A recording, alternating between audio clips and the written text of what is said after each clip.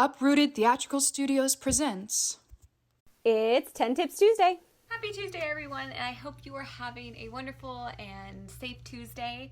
It is another 10 Tips Tuesday. I might not exactly have 10 tips, but I really wanted to talk about an actor's vocal warm-up. Disclaimer, I am not a proper voice and diction teacher, but I do have a love and passion for voice and diction, and the information I'm going to be sharing with you guys is all things I have learned from professionals and different professors that I've had over time.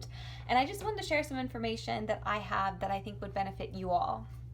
So, tips for an actor's vocal warm-up. All right, so an actor should be very, very familiar with their voice. We should know how it works, how to control it. And we should be working on our voice every single day in some sort of aspect. I would actually tell an actor, take 15 minutes to 30 minutes out of your day and just do a quick vocal warm-up. It can be that simple. It doesn't have to be long. Just making sure you're working on that voice of yours because it's so powerful and amazing. So the first thing I have for you guys is to check when you're doing an actor warm-up, vocal warm-up, is to check your alignment.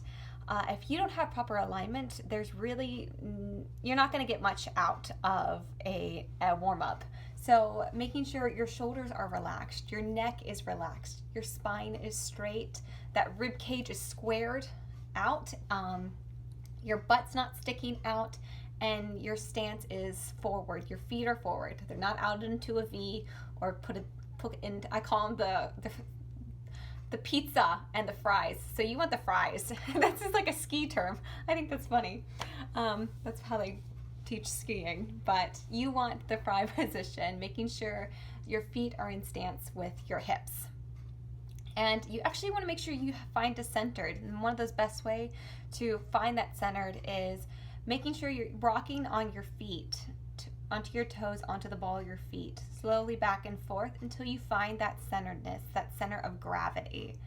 Then again, double check your shoulders, your rib cage, your neck, your spine, everything is aligned. I actually recommend you looking into a mirror just to make sure you can see yourself. The second thing an actor really should work on is their breath. The breath is the force behind all of our sound that we have. If we don't have breath, then we don't have sound. So how do we work on the breath, finding a strong breath? Well, there's different exercises we can do. You can do one of my personal favorites, taking that arm up and bending over a little bit, feeling that rib cage expand, then taking a deep breath in, letting that rib cage expand, breathe out. And you want to do that about 5 times on each side. So on the other side as well. Breathe out. Making sure those rib cages are expanding and your lungs are getting a full breath of air. Then you can actually transition into sound after you have your alignment and your breath. So when I say sound, I mean kind of deeper sounds that we have in our body. So you can actually take your hands onto your rib cage, breathe in, and may release on the sound of a V. So you can go.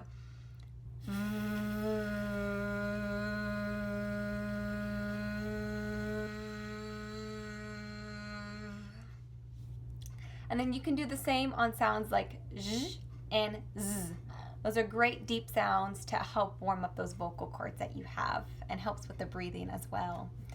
The next thing you guys can do is your channel release. What exactly is channel release? That is making sure that we're not holding any tension in our face or in our neck. So how do we check that? You can actually do one of my personal favorite warm-ups is making the big shroom face. So you scrunch your face up into a little ball and then expand it like you're roaring like a lion. Ah! I know we look probably a little crazy doing it, but it is such a great way just to warm up those facial muscles that you have. You can also massage the jaw, making sure there's no tension involved in there. Just light little circles. And you can go up through the face, up into those cheekbones. Just a little bit of pressure. Massage the jaw. Actually, one of the wonderful things you could actually do is take that jaw and just slightly move it up and down. You can make a little bit of sound to it. So, Just a little bit of force, making sure that jaw is moving.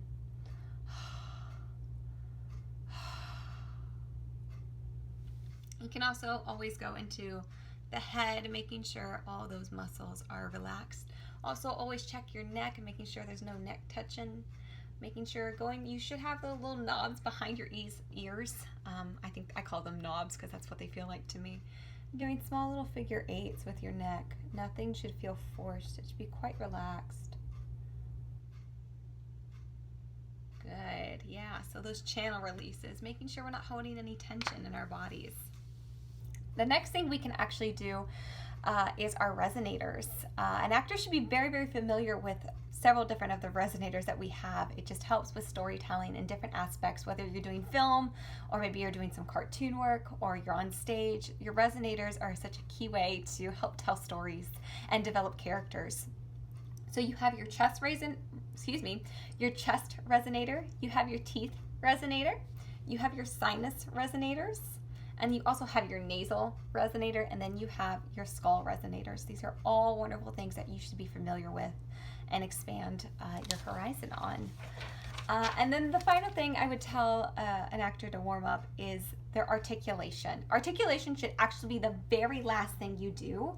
An actor's warm up, just because all those other things help prepare for proper articulation. And if we don't have good articulation, then we don't have good storytelling, because this is how the audience understands you and hears you. And if we don't have that, then they can't hear our wonderful stories that we have to tell them. So one of the best ways we can work on articulation is our tongue twisters. We recently did a video for you guys with a bunch of different tongue twisters. So if you need tongue twister ideas, go ahead, check that video out. But I will give you guys a few right here. So one of my favorites is red leather, yellow leather, good blood, bad blood. Red leather, yellow leather, good blood, bad blood. The big black bug bit the big black bear and made the big black bear bleed blood. Making sure you're hitting those consonants, like your B's, your T's, your D's. Those are all big sounds that need to be heard all the way to the back room. I hope this information helped you guys. I am so happy I was able to share it with you all, and hopefully it was helpful. Thank you so much for tuning in, and stay tuned for the rest of our videos that are coming out. Thanks, guys.